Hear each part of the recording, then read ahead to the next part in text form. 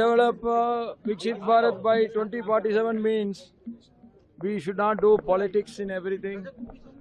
We have to forget, once the election is over, we have to forget the politics and we have to concentrate on the development. I will, in the new capacity, I will try my best for the development of this nation. But sir, earlier we have seen that the opposition they raised so many questions. Do you think you got new responsibility now? They will support opposition. What is your message? Sir, Mr. In democracy, yes. Ruling party as well as opposition, both are important. It is the two sides of the same coin.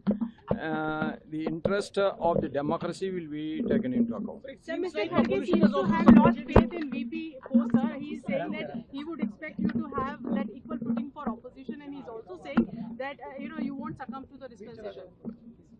Every post is important, but every post has its own limitations. We have to understand that and we have to work within that framework. Thank you.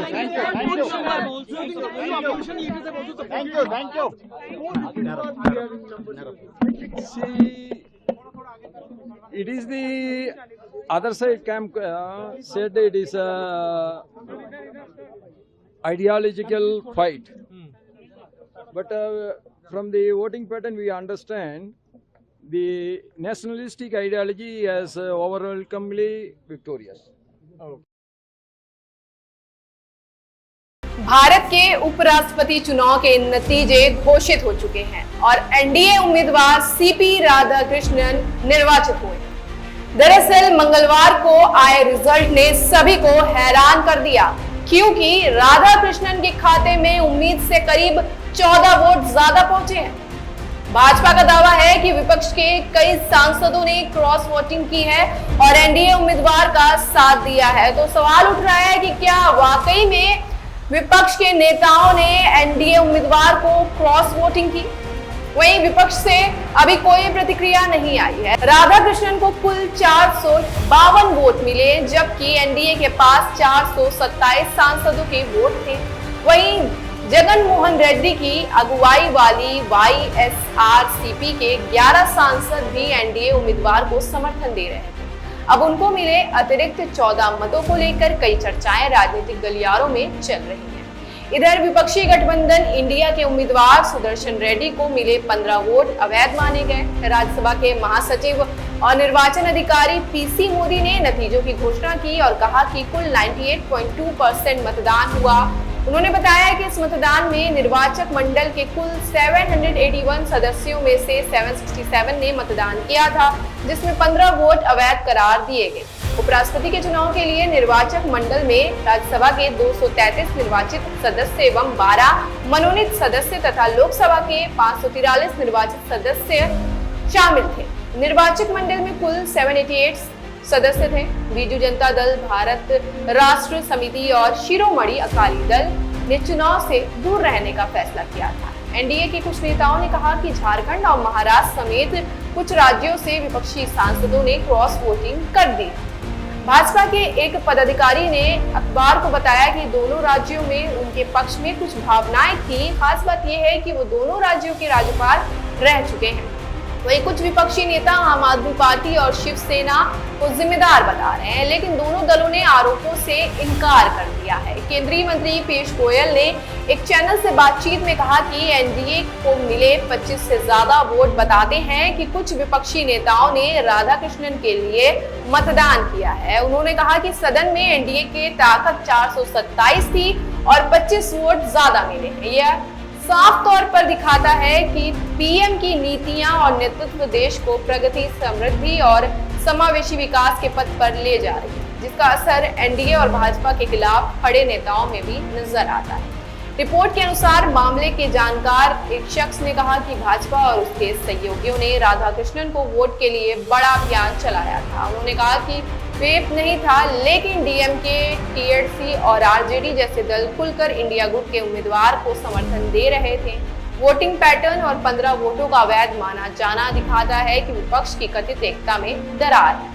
Radhakrishnan को vote देने वाले सभी सांसदों के प्रति आभार व्यक्त करते हुए लोकसभा में भाजपा के मुख्य सचेतक संजय जायसवाल ने कहा कि राजग उम्मीदवार ने 452 वोट हासिल करके उपराष्ट्रपति चुनाव जीता और उन्हें कुछ विपक्षी सांसदों का भी समर्थन मिला।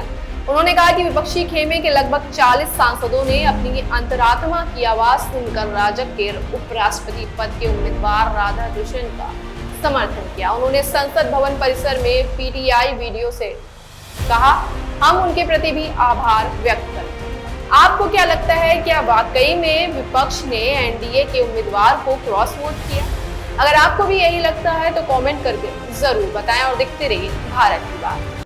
सभी सांसदों ने फिर एक बार दर्शाया है कि माननीय प्रधानमंत्री नरेंद्र मोदी जी के नेतृत्व में इस देश को जिस प्रकार से प्रगति और एक विश्व में पहचान मिली है, उसको देखते हुए वो चाहते थे कि एक अच्छा व्यक्ति देश का उप राष्ट्रपति बने।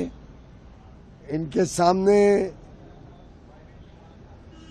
कोई चुनौती नहीं थी, फिर भी इतने सारे विपक्ष के सांसदों ने इनको समर्थन दिया डॉक्टर श्री सीपी राधाकृष्णन जी को। ये फिर एक बार दर्शाता है कि देश प्रधानमंत्री मोदी जी के साथ खड़ा है, देश आगे बढ़ना चाहता है, देश नकारात्मक सोच को ठुकराकर सकारात्मक राजनीति, विकास की राजनीति, प्रगति की राजनीति, शुद्ध राजनीति में विश्वास करें। लेकिन सर एक बार फिर से कांग्रेस ने सवाल उठाए हैं 15 एमपीज की जो वोटिंग में प्रॉब्लम हुई है उसको लेकर, क्रॉस वोटिंग, तमाम सवाल उठा रहे हैं अभी भी एक थम्पिंग मेजॉरिटी मिलने के बाद भी एनडीए। मुझे लगता है कांग्रेस हताश हो गई है। एक के बाद एक 11 वर्ष से जो उनको पराजय हुई है, उससे उनके नेतृत्व में भी अब कोई आत्मविश्वास नहीं रहा। बार बार हारने के बाद जो संवैधानिक पद है उनके आलोचना करना ही उनका एक पैटर्न बन गया है, ढंग रह गया है। और मुझे तो बड़ा दुख हुआ जब मैंने उनकी श्री सीपी राधाकृष्णन जी को बधाई देने के बदले उनकी आलोचना सुनी और उनके रवैये के बारे में अनाप शनाप उनके बातें सुन के मुझे ध्यान में आया कि अब कांग्रेस पार्टी का पतन कोई रोक नहीं। तो अपने एवं अपने परिवार के बेहतर स्वास्थ्य के लिए परम मल्टी स्पेशलिटी हॉस्पिटल आइए, क्योंकि आपका जीवन अनमोल है। परम मल्टी स्पेशलिटी हॉस्पिटल, विजयंत खंड, गोमती नगर, लखनऊ।